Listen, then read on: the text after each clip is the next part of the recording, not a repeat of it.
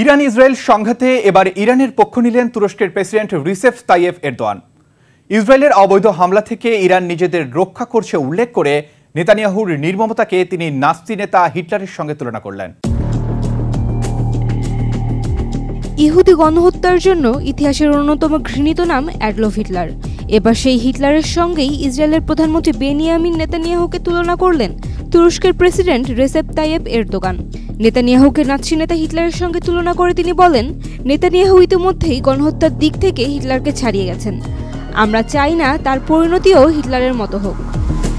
তুরস্কের পার্লামেন্টে ক্ষমতাসীন একে পার্টির সংসদীয় দলের সভার ভাষণ দিতে গিয়ে প্রেসিডেন্ট এরদোগান এ মন্তব্য করেন।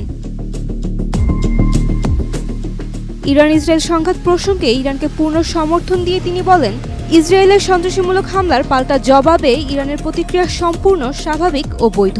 ইরান আত্মরক্ষার যে অধিকার প্রয়োগ করেছে এবং ইসরায়েলের রাষ্ট্রীয় দস্যুতা ও সন্ত্রাসের বিরুদ্ধে ইরানের প্রতিক্রিয়া একেবারেই ন্যায্য, স্বাভাবিক এবং আন্তর্জাতিক আইনের সঙ্গে সামঞ্জস্যপূর্ণ।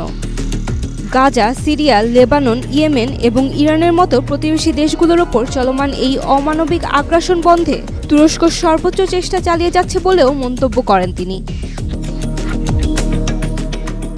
এরদোগান বলেন, ইসরায়েল ইরানের অভ্যন্তরে কিছু লক্ষ্যবস্তুতে হামলা চালিয়ে হত্যাকাণ্ড সংঘটিত করে তার দস্যুবৃত্তির পরিসর আরও বিস্তৃত করেছে।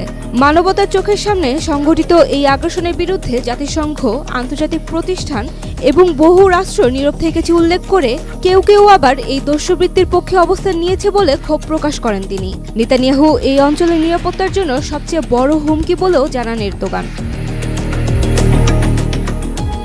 ইসরায়েলের এই আগ্রাসন বন্ধ করাটা শুধু এক দেশের নয়, গোটা বিশ্বের দায়িত্ব উল্লেখ করে তিনি জানান, মধ্যপ্রাচ্যে শান্তি ফেরাতে তুরস্ক কূটনৈতিক উদ্যোগ আরও জোরদার করবে।